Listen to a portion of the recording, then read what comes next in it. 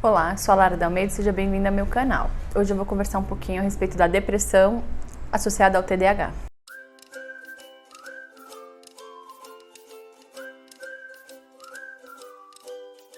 Hoje nós sabemos que a depressão ela é um problema de saúde pública, né?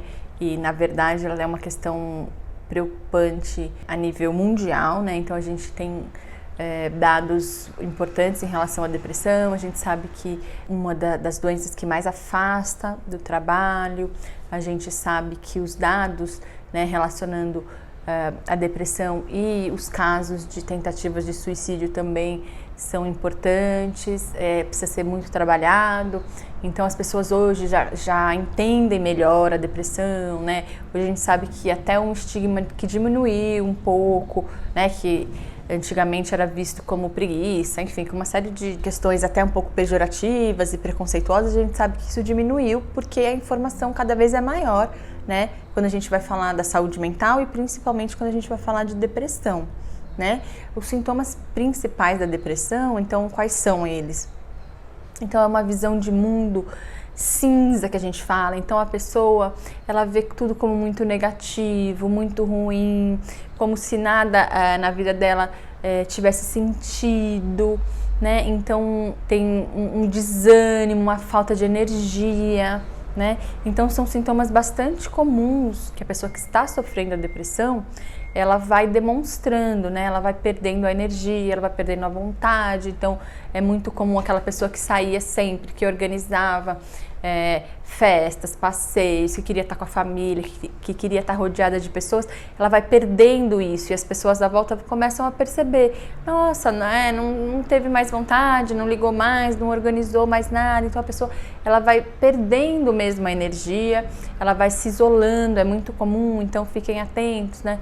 A pessoa começa a se isolar do mundo social, vai se afastando das pessoas e dos compromissos sociais, vai perdendo a vontade, às vezes no estudo, no próprio trabalho, né? Então começa a ter uma visão cinza do mundo, né? Então nada mais faz sentido, não tem, né? Ela não percebe por que ela tem que investir energia em alguma coisa, mas na verdade ela nem consegue porque tem uma perda mesmo de energia, né?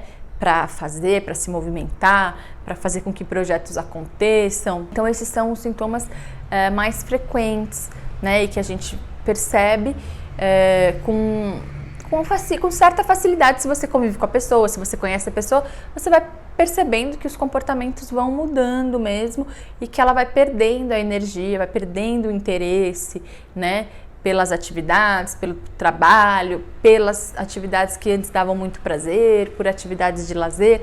Então a gente consegue ficar atento se você convive, né, com a pessoa, se você que está aqui me assistindo tá observando, imagina que talvez possa estar passando por um episódio depressivo, que é diferente. Então a gente também precisa dizer, um episódio depressivo eu passo por uma situação pontual e aí acabo tendo sinais de depressão, faço tratamento e a vida segue.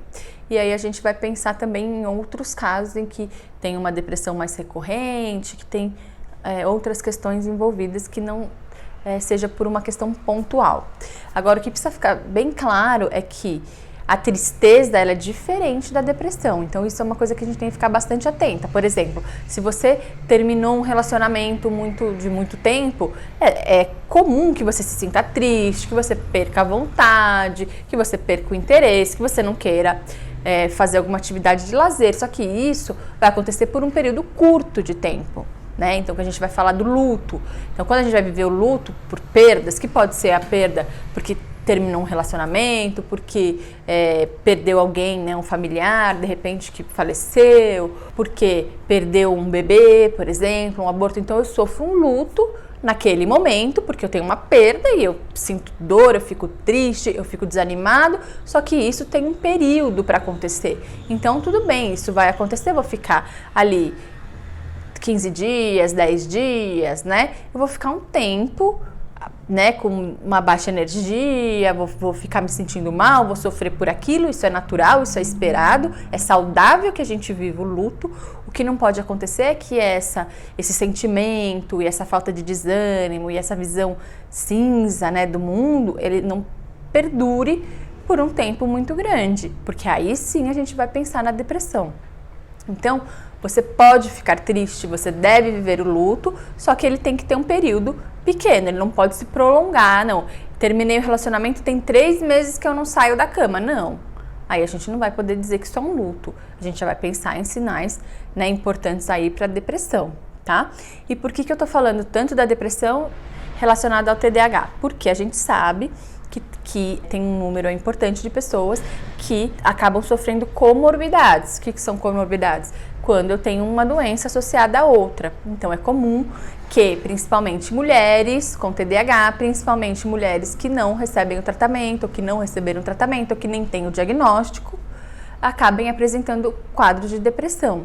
Então é preciso que você fique atenta, porque o que é comum? É comum que mulheres ou homens, mas é muito comum mulheres, porque a gente sabe que tem um número menor de mulheres diagnosticadas com TDAH, é comum que vocês venham por esses sinais, né? Ah, então eu me sinto assim, assim. E quando a gente vai fazer uma avaliação diagnóstica, fazer uma avaliação profunda, vai entender, né, todo o seu desenvolvimento, toda essa questão da infância e da adolescência, a gente começa a perceber que tinham sinais anteriores e que tinha algumas questões ali que não foram tratadas durante a infância e adolescência, e que em alguns casos a gente consegue diagnosticar o TDAH na vida adulta, mas que a pessoa vem por outras queixas, vem pela queixa da depressão, né? Porque o que acontece?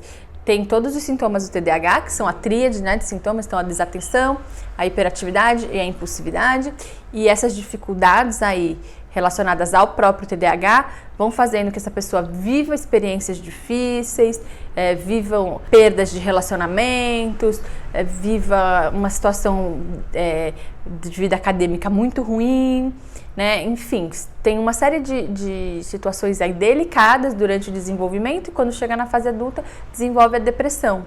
E aí quando a gente vai avaliar e vai entender toda a história, a gente começa a entender que tinha toda uma questão relacionada ao TDAH lá na infância, na adolescência, que não foi tratada, que a pessoa não recebeu apoio, nem o apoio familiar, nem o apoio escolar, que é importante para o TDAH, e nem outro tipo de tratamento.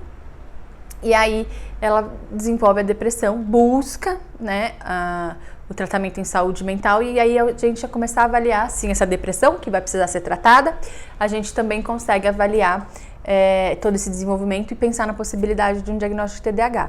Ou não, se a pessoa já tem TDAH, ela já sabe, ela já faz o tratamento, etc. Mas em algum momento, por dificuldades aí inúmeras, pode acontecer também a pessoa desenvolver um quadro pontual depressivo ou outras questões um pouco mais complexas, mas pode acontecer, né? Infelizmente é comum, né, a gente ter esses dois transtornos associados.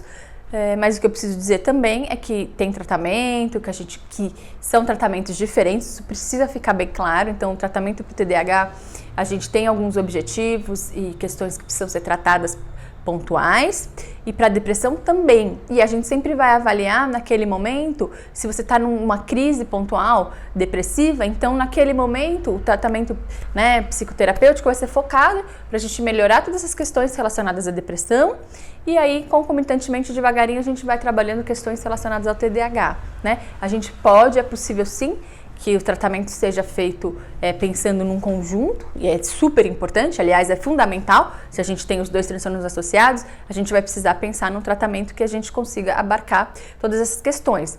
O que a gente sempre vai ter que avaliar como profissional nesse momento, eu vou ter que dar uma atenção maior para as questões relacionadas à depressão, melhorar esse quadro e depois começar a trabalhar questões pontuais, por exemplo, relacionadas à hiperatividade. Tá? Mas é importante que vocês saibam que sim, é possível, a gente faz esse tipo de tratamento e melhora muito a qualidade de vida de vocês. Então, acho que por hoje essas informações são importantes, que vocês saibam. Se vocês tiverem dúvidas, comenta aqui comigo, na descrição desse vídeo vai ter minhas outras redes sociais, fiquem à vontade para conversar, para tirar dúvida. Encaminhem esse vídeo para outras pessoas que vocês acreditam que podem se beneficiar dessas informações, e vejo vocês na próxima oportunidade. Até logo!